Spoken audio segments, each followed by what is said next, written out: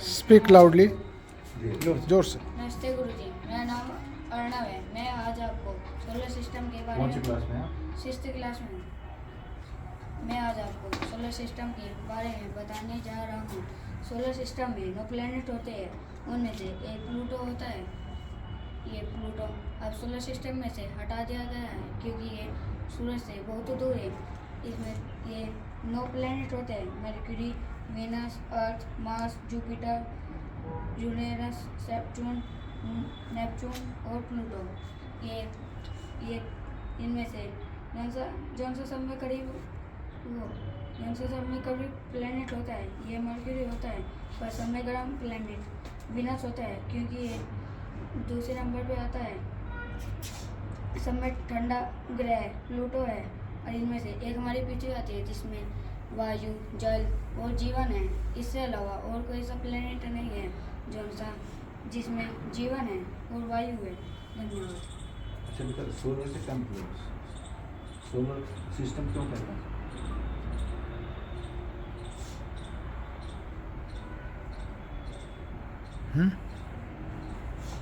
ये ग्रह जो है सूर्य के चारों तरफ घूमते हैं, है ना। ये जैसे कि परिवार में बड़ा होता है, उसके बच्चे होते हैं, है ना। तो ये सोलर जो सूर्य है ये बड़ा है सबसे, और ये सारे जितने भी प्लैनेट्स हैं इसके आकर्षण की वजह से इसके चारों तरफ घूम रहे हैं। अब जैसे पृथ्वी है, पृथ्वी ऊपर हम लोग रहते हैं, सब लोग यंत्र रहते हैं। अगर ये इसके पास चली जाए, है ना, इसके और निकट हो जाए तो इस पर जीवन समाप्त हो जाएगा। क्यों हो जाएगा समाप्त? क्योंकि ज़्यादा गर्मी हो जाएगी। और दूर चली जाए तो जब भी समाप्त हो जाएगा, जब ठंडा हो जाएगा। ठीक, गुड। नेक्स्ट। नेक्स्ट, मेरा नाम अभी है। मैं 6th क्लास में। मैं आपको प्लैनेट्स के बारे में बताना चाहता हूँ। ये द्विपत्री बीज है। इसकी जो जड़ होती है, द्विपत्री की जड़ होती है सीधी। द्विपत्री के जो पाते होते हैं ना, उनकी जो पत्तों की नस होती है वे रहती है फैली हुई, और फैली हुई रहती है। नमस्ते गुरु, मेरा नाम मैं जो कौन सी क्लास में? मैं पढ़ता हूँ 6th में। ये जो है पेड़ एक जो बीज वो पत्री है, इसकी आराम से बोलो, बहुत अच्छा बोलो। परेशान मत हो, घबराओ नहीं, आराम से बोलो। जड़ में फैली हुई होती है, और जो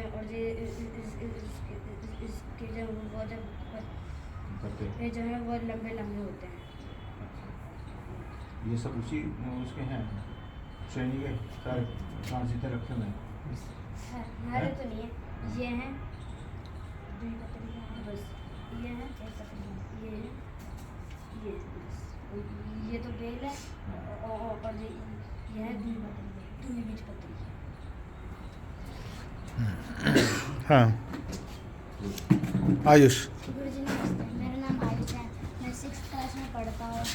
मैं आपको बताना चाहता हूँ कि पदार्थ में 3 प्रकार, सृष्टि में 3 प्रकार के होते हैं। एक तो होता है सॉलिड, लिक्विड, गैस। जो सॉलिड होते हैं, जैसे ये स्टील, ये मुड़ता नहीं दबता है। जैसे हो गया ये प्लेट, ये मुड़ता नहीं दबता है।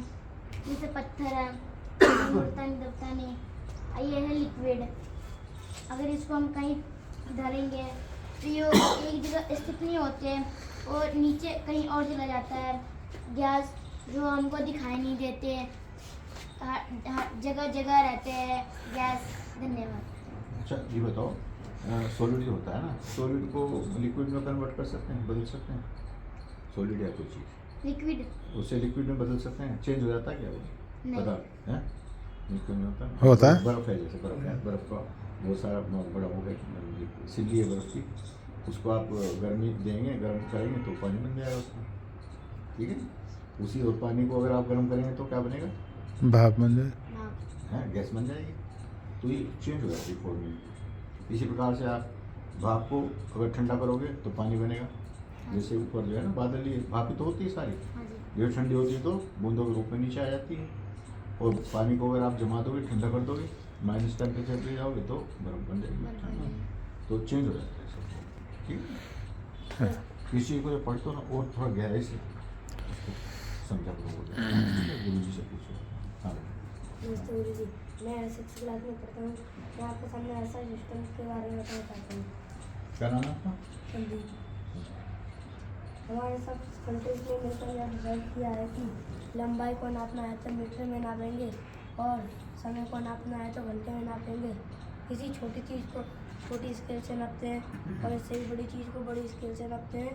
इससे भी बड़ी चीज़ को टेप से नापते हैं। इससे भी बड़ी चीज़ को ये बड़ी टेप है। बड़ी टेप से नापते हैं और इससे पानी का टेम्परेचर नापते हैं और इस थर्मोमीटर से अपने बॉडी का टेम्परेचर नापते हैं। पानी का ही टेम्परेचर नाप सकते हैं और भी किसी चीज़ का नाप सकते हैं टेम्परेचर? पानी का पानी का अगर दूध में डालेंगे तो दूध का नहीं पता लगेगा कैसे? दूध का टेम्परेचर बताएगा। हाँ, इसलिए आप लगाओ, मुझे बताएगा वो टेम्परेचर। ठीक है, ठीक है। नमस्ते गुरु जी, मेरा नाम अंशु है, मैं 6 क्लास में पढ़ता हूँ। मैं आपको ऊर्जा के मुख्य घटक बताने जा रहा हूँ। कार्बोहाइड्रेट, ये हमें ऊर्जा प्रदान करता है। ये हमें आलू, गन्ना, केला, शकरकंद, गेहूँ, चावल, बाजरा, मक्का, आम, अनानास आदि खाने से मिलता है। इसे खाकर हमें ऊर्जा मिलती है। वसा, ये भी हमें ऊर्जा प्रदान करता है।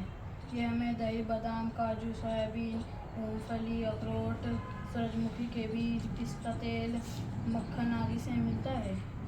इसे खाकर हमें ऊर्जा प्रदान होती है। प्रोटीन, ये शरीरवर्धक पोषण है, शरीरवर्धक भोजन है। हर की दाल, राजमा, सोयाबीन, चावल, मटर, मूंग, मुर्गा, दूध, पनीर, अंडा, मछली आदि खाने से मिलता है। इसे खाकर जो हमारी मांसपेशियाँ होती है वो रिकवर हो जाती है। ये भोजन के मुख्य घटक हैं। विटामिन ए, आँखों और त्वचा को स्वस्थ रखता है।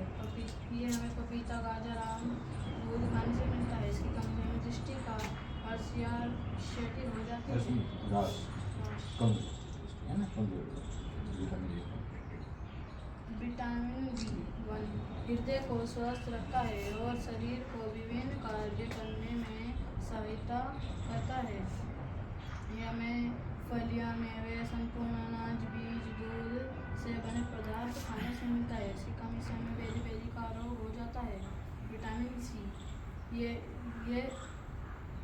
शरीर को रोगों से बचाता है। ये हमें आंवला, अमरूद, हरी मिर्च, संतरा, नींबू खाने से मिलता है। इसकी कमी से हमें स्कर्वी का रोग हो जाता है। विटामिन डी अस्थि और दांतों के स्वास्थ्य के लिए शरीर में कैल्शियम के अवशोषण में सहायक है। ये हमें सूरज का प्रकाश, दूध, मक्खन, मछली, अंडा आदि खाने से मिलता है। इसकी कमी से हमें रिकेट्स हो जाता है। ये चीज़ बेटे को अपना जीवन में भी अपनाना है।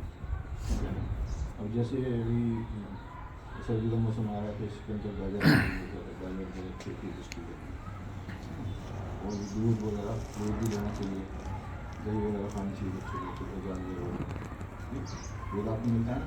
आज बाल दिवस के उपलक्ष्य में बच्चों ने कुछ प्रोजेक्ट तैयार किए जिसका निरीक्षण करते हुए हमारे मंत्री जी बच्चों ने अपने अपने विषय को बड़े अच्छे तरीके से एक्सप्लेन किया। जो हमारे विद्यालय की यह प्रथम एक एक्टिविटी के रूप में आज आयोजित की गई। हाँ, ड्राइंग दिखाओ बच्चों।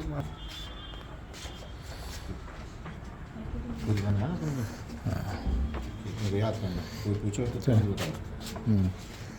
एक इसके अंदर वो भी है कि इसके पृथ्वी के ऊपर के लेयर्स हैं अलग अलग, है ना। गैलेक्सी एक्चुअली अभी जो ना ये सिलेबस के हिसाब से ये भी नहीं है, ये भी नहीं है, वो तो क्या हो रहा है सिलेबस के हिसाब से ही कवर मैं चाहता हूँ कि थोड़ी जनरल नॉलेज भी दी जाए। जनरल नॉलेज तो वो है ही। हाँ। तो हमने सबसे पहले दिन हम लोगों ने दिखाया वीडियो जो गैलेक्सी की बात कर रहे हैं ना, और बेसिकली ये ऐसा सर्कुलर नहीं होता, ये गैलेक्सी स्पायरल ही होता है।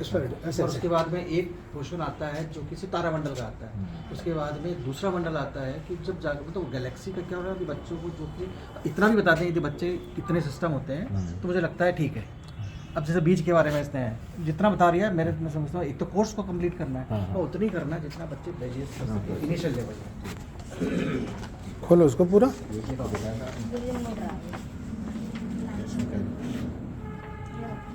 सीड लिखा है, सीड बोलो। ये एक्चुअली इन्होंने इनको टेम्पलेट दे दी थी, उससे इन्होंने ड्राइंग बनाई जैसे, क्योंकि ड्राइंग कंपटीशन टाइप का था वो है। देखो और यही एक पार्ट जो समझ में आ गया है ना, जो पढ़ाया